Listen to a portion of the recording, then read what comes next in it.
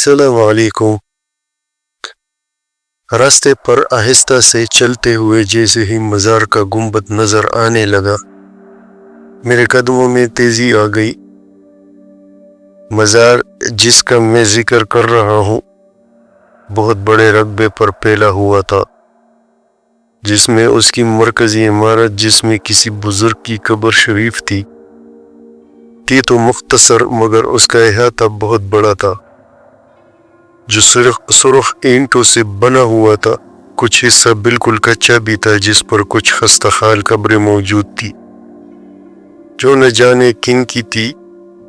کچھ حصے پر جا بجا پرانے برگد، پیپل اور نہ جانے کون سی قدیم درختیں تھی۔ مزار شریف ہمارے علاقے کے لوگوں کے مطابق کسی بہت بڑے بزرگ کا تھا۔ اس مزار پر صبح سے رات تک لوگوں کا ہجوم رہتا تھا۔ بے اولاد جوڑے اولاد کی منتیں مانگتے، منت جو کہ عموماً پوری ہی ہو جاتی تھی تو چڑھاوے چڑھانے والوں کا تانتا بند جاتا تھا۔ کوئی اپنی بیٹی کی شادی کی منت مانگتا تو شادی ہونے پر باقاعدہ عروسی لباس تک میں دلہن منت پوری کرنے آتی تھی۔ مگر مزار اپنی جس خصوصیت کے لیے بہت مشہور تھا وہ آسیب زدہ لوگوں کا علاج تھا۔ دور دور سے لوگ اپنے آسیب زدہ بیٹے بیٹیوں کے علاج کے لیے مزار شریف آتے اور یہیں پر ڈیرا ڈال جاتے اور اپنے مکمل صحت مند مریضوں کو لے کر واپس جاتے۔ مزار کے احاطے میں نے بار بار اپنی آنکھوں سے نوجوان آسیب زدہ لڑکے لڑکیوں کو اس طرح مسلسل کلا بازیاں کھاتے دیکھا تھا جو کوئی عام انسان کر ہی نہیں سکتا۔ میری والدہ کے بقول صاحب مزار آسیب زدہ کے اوپر چڑھی بدروق کو اس طرح سزائیں دیتے تھے کہ وہ بیمار کو چھوڑ کر چلا جایا کرتے تھے۔ کبھی شدید تپتی سی دھوپ میں ننگے پاؤں الٹا یعنی پاؤں اوپر کر کے ہاتھوں کے بل لڑکے لڑکیاں اس طرح تیزی سے چلتے تھے کہ کوئی کرتب دکھانے والا چلتا ہوگا۔ ان کے ساتھ آنے والے شدید پریشان چہرے لیے ایک طرف بیٹھے یہ تماشا دیکھتے۔ ہم یعنی میں اور میرے کچھ دوست اس وقت بالکل نوجوان تھے۔ ہمارے لیے ان مناظر میں بے حد کشش ہوتی تھی۔ اکثر اوقات کوئی نوجوان آسیب زدہ لڑکا یا لڑکی مسلسل تکرار کرتا سنائی دیتا، نہیں جاؤں گا، نہیں جاؤں گا۔ میرے والد صاحب ان باتوں کے بے حد خلاف تھے۔ وہ مزاروں پر جانے، منتیں مانگنے، چڑھاوے چڑھانے کے سخت مخالف تھے، جو کہ ایک صحیح بات ہے۔ اصلاً میں خود بھی ان چیزوں کے بہت خلاف ہوں، لیکن اب اسٹوری ہے تو کیا کروں۔ وہ آسیب کو بھی نہیں مانتے تھے، یہ سب ذہنی بیماریوں کی اقسام ہے۔ وہ یہ بھی پسند نہیں کرتے تھے کہ میں یا میری امی کبھی مزار پر جائیں، مگر مزار میرے کالج کے عین راستے میں پڑتا تھا۔ کالج آتے جاتے اس کے احاطے پر مطر پڑنا لازمی بات تھی اور احاطے میں آسیب زدہ نوجوان کی ایسی حرکات جو کوئی بڑا کرتب باز بھی مشکل کر پائے، ان میں میری دلچسپی ظاہری بات تھی۔ ایسے ہی ایک دن جب میں کالج سے واپس آ رہا تھا تو اس پر میری نظر پڑی۔ وہ مزار کے باہر احاطے سے ہٹ کر جہاں اینٹوں کا فرش ختم ہو کر کچی زمین شروع ہوتی تھی بیٹھی ہوتی تھی، گو کہ اس کے سر پہ دوپٹہ اوڑھ کر اپنے ارد گرد اچھی طرح لپیٹا ہوا تھا، مگر پھر بھی خود اندازہ لگایا جا سکتا ہے کہ وہ بالکل جوان لڑکی ہے۔ اس نے اپنی ہتھیلیاں آپس میں جڑی ہوئی تھی، چہرے کا زیادہ حصہ دوپٹے میں چھپا ہوا تھا، مگر جتنا حصہ نظر آ رہا تھا وہ بے حد گورا اور خوبصورت تھا۔ گھر آ کر مزار شریف اور اس پر بیٹی وہ لڑکی بالکل ذہن سے نکل گئی، مگر دوسرے دن صبح جب میں کالج جا رہا تھا تو اچانک میری نظر اس پر دوبارہ پڑی۔ وہ اسی طرح مزار کے احاطے میں زمین پر بیٹھی تھی۔ اس مرتبہ اس کا چہرہ پورا کھلا تھا اور میرے خدایا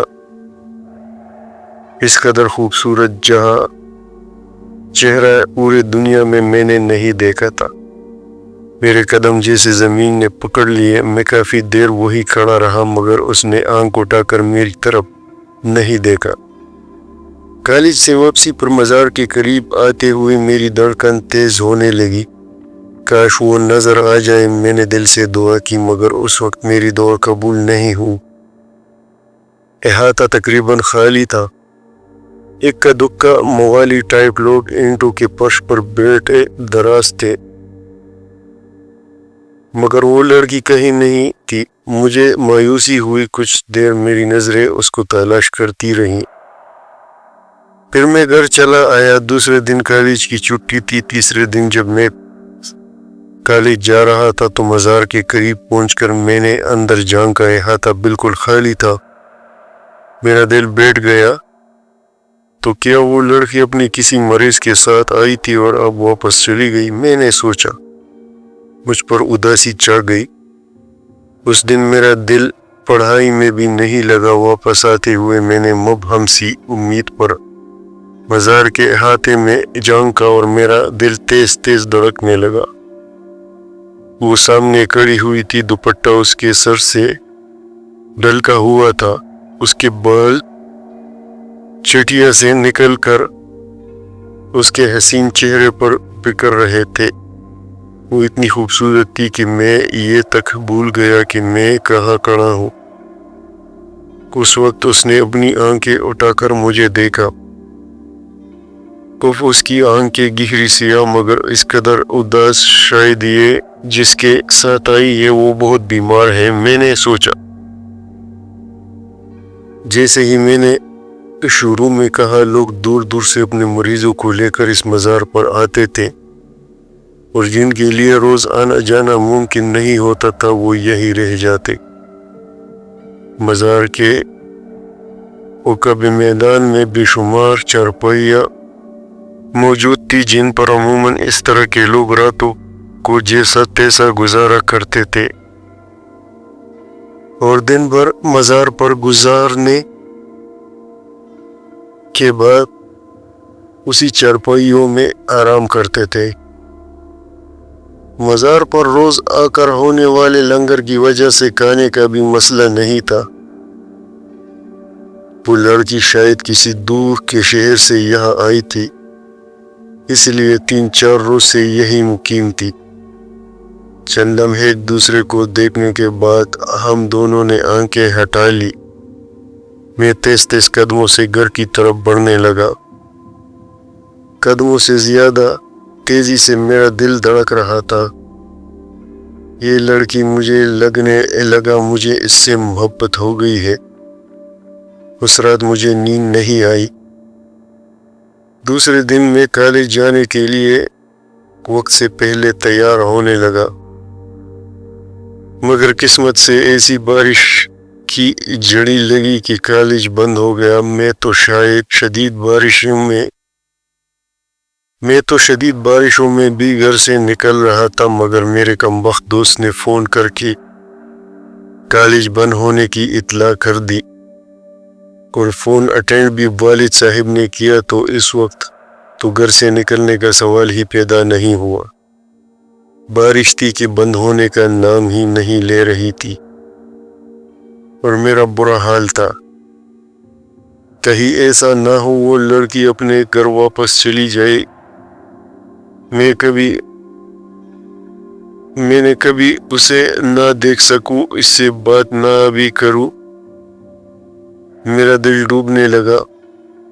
نہیں کچھ بھی ہو مجھے اس سے بات کرنی ہے، اس کا پتہ ہو سکے تو فون نمبر لینا ہے۔ میں نے پکا ارادہ کیا۔ شام تک میرا صبر جواب دے گیا اور میں دبے پاؤں گھر سے نکل آیا۔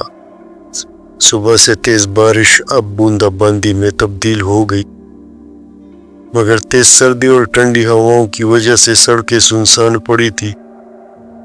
میں نے تیز قدموں سے راستہ عبور کیا۔ مزار تقریباً اندھیرے میں ڈوبا ہوا تھا۔ لائٹ گئی ہونے کی وجہ سے گنتی کے چند چراغ جل رہے تھے ورنہ تو اس قدر چراغا ہوتا تھا کہ رات بھی دن محسوس ہوتی تھی۔ میں نے اندر نظر ڈالی۔ کچی زمین بارش کے پانی کی وجہ سے کیچڑ بنی ہوئی تھی۔ سرخ اینٹوں کا فرش دور تک خالی پڑا تھا۔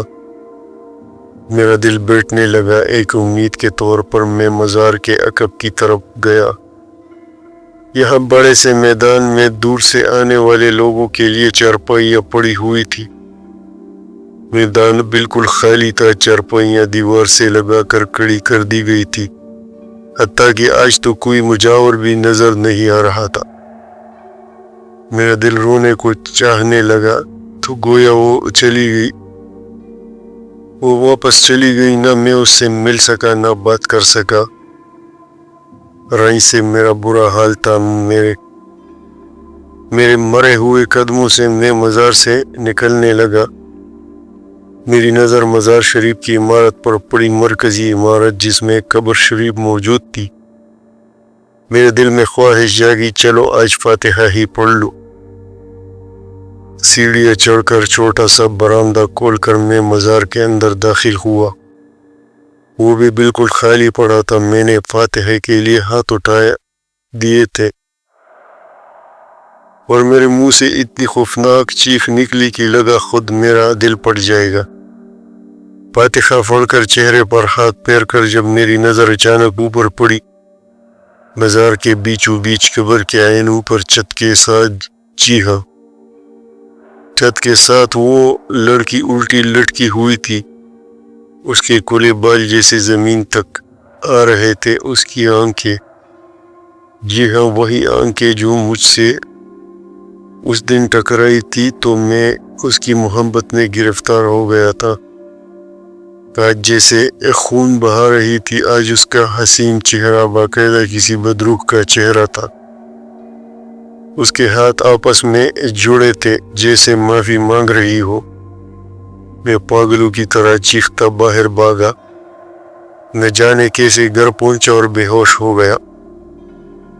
گھر والے بتاتے ہیں کہ مجھے تیز بخار چڑھ گیا تھا اور میں بہکی بہکی باتیں کرتا تھا۔ نہ جانے کتنے دنوں میں جا کر ٹھیک ہو سکا اور میں نے دوبارہ کالج جانا شروع کیا۔ ہاں مگر ایک بات ہے، راستے سے گزرتے ہوئے میں نے دوبارہ کبھی مزار کی طرف نگاہ نہیں اٹھائی۔ یہ تھی آج کی خوفناک کہانی۔ امید کرتا ہوں کو پسند آئی ہوگی۔ اگر چینل پر نئے ہو تو سبسکرائب کیجئے گا، لائک کیجئے گا، شیئر کیجئے گا، ایک پیارا سا کمنٹ ضرور کیجئے گا۔ اگلی سٹوری تک اللہ نگہبان۔